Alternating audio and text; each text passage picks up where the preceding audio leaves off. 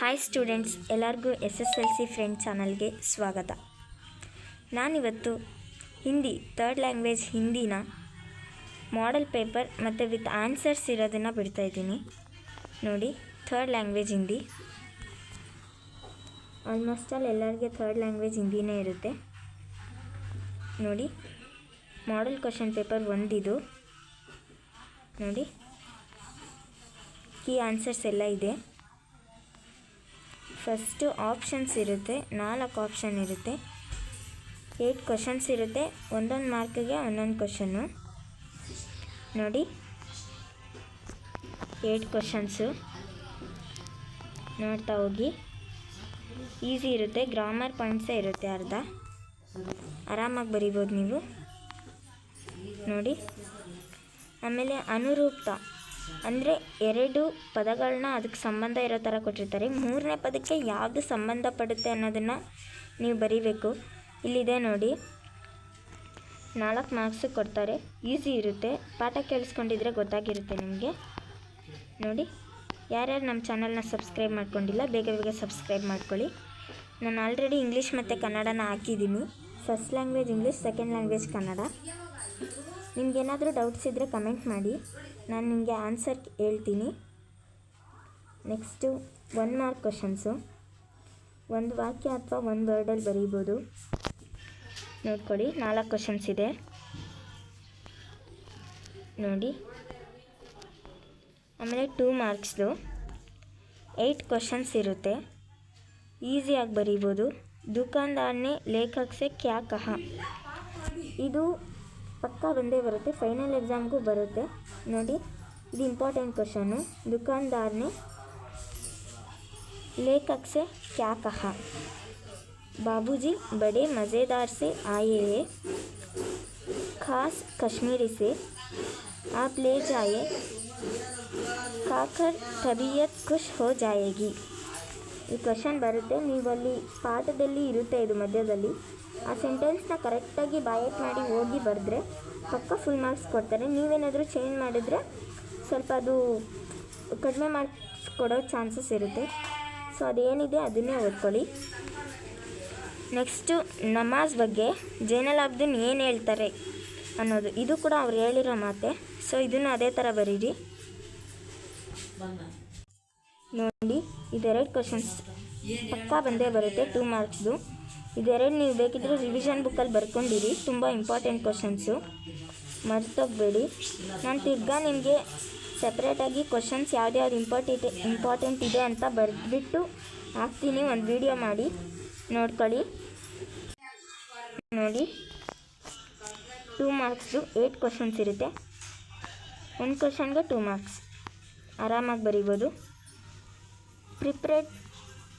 ಪ್ರಿಪ್ರೇಟ್ರಿನಲ್ಲಿ ಈ 4 model question ಪೇಪರ್ನ ಓದ್ಕೊಂಡ್ರೆ ಸಾಕು, ನಿಮಗೆ ಬಂದೇ ಬರುತ್ತೆ. ಪಕ್ಕಾ ನಾನು ಗ್ಯಾರಂಟಿ ಕೊಡ್ತೀನಿ, 90% ಮಾರ್ಕ್ಸ್ ಬಂದೇ ಬರುತ್ತೆ.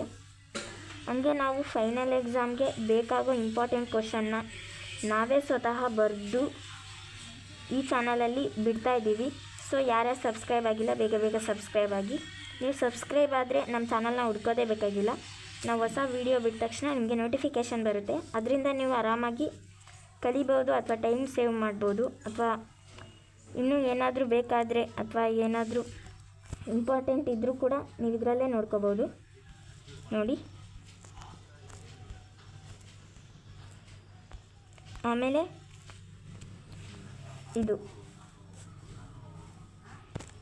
ಕ್ವಶನ್ಸ್ ಇರುತ್ತೆ, 2 ಕ್ವಶನ್ನು, 3 ಮಾರ್ಕ್ಸ್. ಅಂದರೆ ಇದು 4-5 ವಾಕ್ಯದಲ್ಲಿ ಬರೀಬೇಕು, 3-4 ವಾಕ್ಯದಲ್ಲಿ. ಗಿಲ್ಲಿ, ಆಮೇಲೆ ಕರ್ನಾಟಕ ಶಿಲ್ಪಕಲಾ. ನೋಡಿ, ಧೀರಜ್ ಸಕ್ಸೇನಾ ಬಗ್ಗೆ, ಮಹಿಳಾ ಕಿ ಸಾಹಸ್ ಗಾಥಾ ಬಗ್ಗೆ, ಕವಿ ಮಾತೃಭೂಮಿ ಕವಿತಾ, ಇದೆಲ್ಲ ಸ್ವಲ್ಪ ಸ್ವಲ್ಪ ಅದ್ರ ಬಗ್ಗೆ ಬರೆದ್ರೆ ಸಾಕು. ನೆಕ್ಸ್ಟು ಒಂದು ದೋಹೆ ಕೊಟ್ಟಿರ್ತಾರೆ, ಅದನ್ನು ಭಾವಾರ್ಥ ಬರೀಬೇಕು ನೀವು. ದೋಹೆದು ಭಾವಾರ್ಥನ ಹಿಂದಿನಲ್ಲಿ ಬರೀಬೇಕು. ನೋಡ್ಕೊಳ್ಳಿ, ಅವರು ಹಳೆ ಕನ್ನಡ ಹೆಂಗಿರುತ್ತೋ ಅದೇ ಥರ ಅವರು ಹಳೆ ಹಿಂದಿ ಅದರಲ್ಲಿ ಕೊಟ್ಟಿರ್ತಾರೆ. ನೀವು ದೋಹೆನ ಕನ್ನಡದಲ್ಲಿ ಹಿಂದಿನಲ್ಲಿ ಬರೀಬೇಕು. ನೋಡ್ಕೊಳ್ಳಿ, ಅವ್ರು ಬರೆದಿದ್ದಾರೆ. ನಾನು ದೋಹೆನಲ್ಲಿ 5 ಏನೋ ಇದೆ, ನಾನು ಅದರಲ್ಲಿ 3 ಇಂಪಾರ್ಟೆಂಟ್ ಇದೆ. ಅದು ಯಾವುದು ಅಂತ ನಾನು ಇದೊಂದು ವಾರದಲ್ಲಿ ನಾನು ಇದನ್ನೆಲ್ಲ ಕ್ಲಿಯರ್ ಮಾಡಿಬಿಟ್ಟು ನಿಮಗೆ ಅದನ್ನು ಯಾವ್ದ್ಯಾವ್ದು ಇಂಪಾರ್ಟೆಂಟ್ ಅನ್ನೋದನ್ನು ಕಳಿಸ್ಕೊಡ್ತೀನಿ. ಆಮೇಲೆ ಕನ್ನಡದಲ್ಲಿ ಅನುವಾದ ಮಾಡಬೇಕು,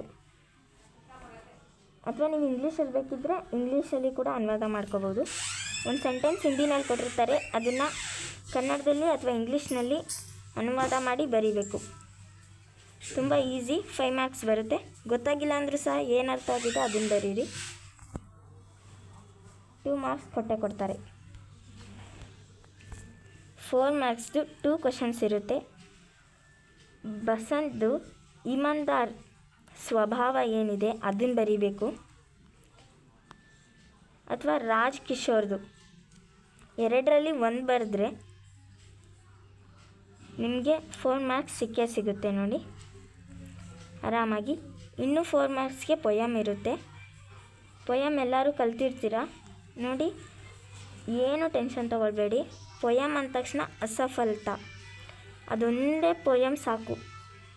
ಆ ಪೊಯಮ್ನೊಂದೇ ಓದ್ಕೊಂಬಿಡಿ, ಪಕ್ಕ ನಿಮಗೆ 100% ಫೈನಲ್ ಎಕ್ಸಾಮ್ಗೂ ಅದೇ ಬರುತ್ತೆ, ಪ್ರಿಪ್ರೇಟ್ರಿಗಳಲ್ಲೆಲ್ಲ ಅದೇ ಬರುತ್ತೆ. ನಿಮಗೆ 4 ಮಾರ್ಕ್ಸ್ ಬಂದಂಗೆ ಅಂತಲೇ ಲೆಕ್ಕ ಇಟ್ಕೊಳ್ಳಿ. ನೋಡಿ, असफलता एक चुनौती है, इसे स्वीकार करो. ನೋಡಿ, ಮತ್ ಭಾಗೋ ತುಮ್ ಇಲ್ಲಿ ಗಂಟ ಓದ್ಕೊಂಡ್ರೆ ಸಾಕು, 4 ಮಾರ್ಕ್ಸ್ ಪಕ್ಕಾ ಬಂದೇ ಬರುತ್ತೆ. ನೆಕ್ಸ್ಟು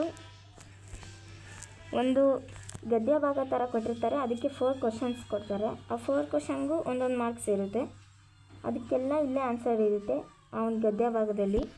ನೀವು ಅದನ್ನು ಗುರುತಿಸಿ ಆನ್ಸರ್ ಬರೆದ್ರೆ ಸಾಕು. ನೆಕ್ಸ್ಟ್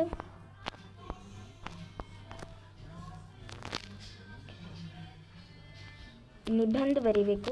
ನಿಬಂಧದಲ್ಲಿ 3 ನಿಬಂಧ ಇದೆ. ಆ 3 ನಿಬಂಧದಲ್ಲಿ ಒಂದು ಫುಲ್ ಇಂಪಾರ್ಟೆಂಟ್ ಇದೆ. ಅದು ಯಾವುದು ಅಂತ ಅಂದ್ಬಿಟ್ಟು ನಾನು ನಿಮಗೆ ಹಾಕ್ತೀನಿ, ಫೈನಲ್ ಎಕ್ಸಾಮ್ ಅಷ್ಟರಲ್ಲಿ ಹಾಕ್ತೀನಿ. ಸೊ ನೀವು ಚಾನಲ್ನ ಸಬ್ಸ್ಕ್ರೈಬ್ ಮಾಡ್ಕೊಳ್ಳಿ. ಸ್ತ್ರೀ ಶಿಕ್ಷಾ ನೋಡಿ, ಇಂಟರ್ನೆಟ್ ಇಂಪಾರ್ಟೆಂಟು ಬರುತ್ತೆ, ಪ್ರಿಪ್ರೇಟ್ರಿಗೆಲ್ಲ ಬಂದೇ ಬರುತ್ತೆ.